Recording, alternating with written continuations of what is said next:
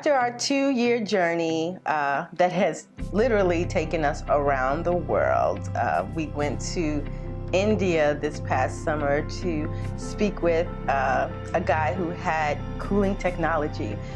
Because also a part of the dream, there were 2 things that happened. One was MIT came to mind. I'm like, okay, we need to talk to somebody from MIT because that's where the cooling technology is going to come from.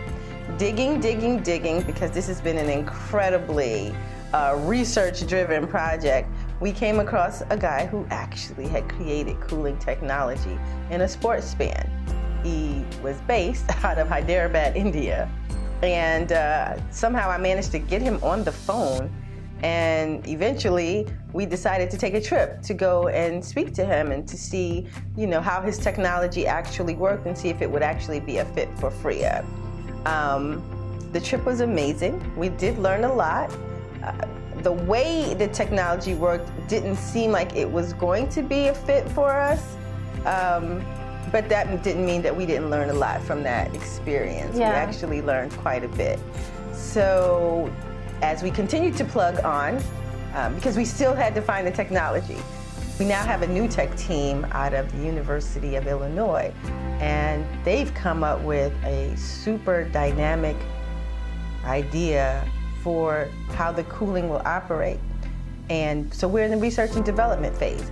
This is how you bring the concept to fruition, and that's where this super funding need comes in also, because research is not an inexpensive endeavor.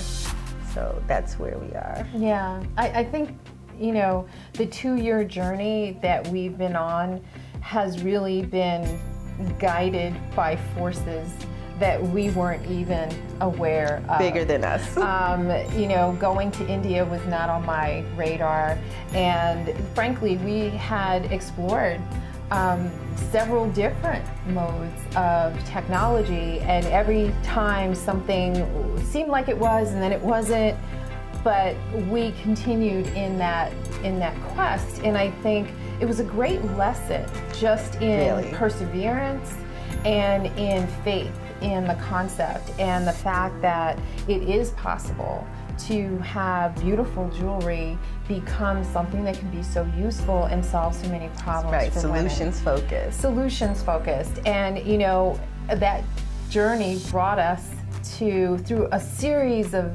very serendipitous connections, brings us to working with a team with a nanothermal perspective, which is by far never thought of. right, which we never thought of, and which is by far exactly What we needed. And so all of those stops and starts were perfectly designed in retrospect. Right. To get us to this place where we can clearly identify and see the value in where we are now. And so now that we've come to this place, it really becomes, well, what's next? Now we have to fund it, we have to build a prototype, we have to launch, and so all of this takes... The testing, don't forget the testing. Yeah. So there's a lot of phases, but what we do know is this. We know that hot flashes are an issue. We know that so many women are suffering with this, I don't even want to call it ailment, condition. And there are ways to address it. And like Shalisa, doing HRT or anything chemically to my body was not an option for me. So altering diet, taking herbal supplements, all those types of things were great, but even that can only go so far. So we wanted to really bring an intuitive solution that can seamlessly blend into a woman's lifestyle, right. And allow her to be who she really is and to embrace menopause, the pause, right? To embrace the pause as a beautiful transition into her true magnificence and greatness. Absolutely. And even though there are these seeming stumbling blocks along the way, I can say now at, in my mid-50s, post-menopause, yeah, I still have hot flashes occasionally, but I've weathered most of that storm. But what I didn't have was a community to help me. I didn't have the support. I didn't have the education or the engagement. And that's really what we're committed. That's really an important part of what we're trying to do. It's a conversation that seems to be whispered. It's very normal conversation with women of a certain age, but it's whispered instead of like, why shouldn't we be vocal about it? I know that I personally feel like these are the best days of my life.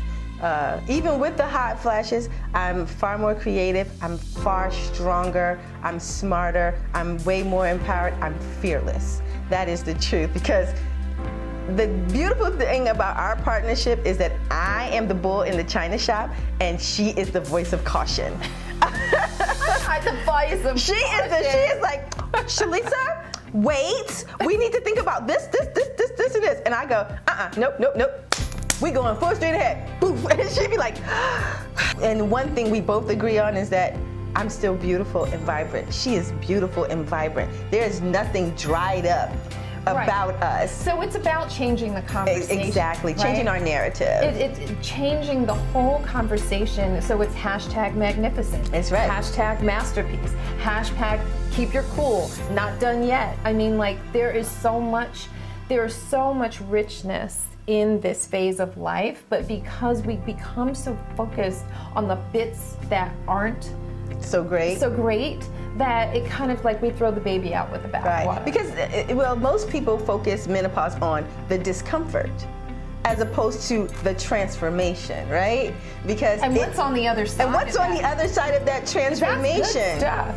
And so now people hear that you're 50. But the thing is, like, nobody looks at me or Karen and go, you girls are 50. And that's a beautiful thing. And there's so many vibrant, stunning women that are doing amazing things at this stage in their lives. Why shouldn't we have another tool in our arsenal that does not scream hot old lady, but like, look, I'm still fly. Look, I'm still right. I'm still adorned. Well, what we didn't want is for it to look like a prison bracelet. Exactly. Right? And then it looks like, hello, menopausal woman right there.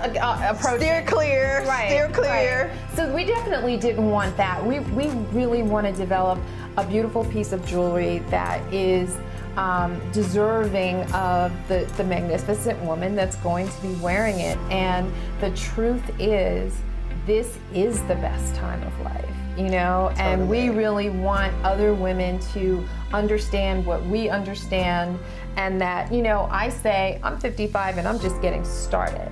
And honestly, that's how I truly feel. No, that's exactly how it was something about, so I was like, when I turned 40, it's like I no longer cared about what other people thought.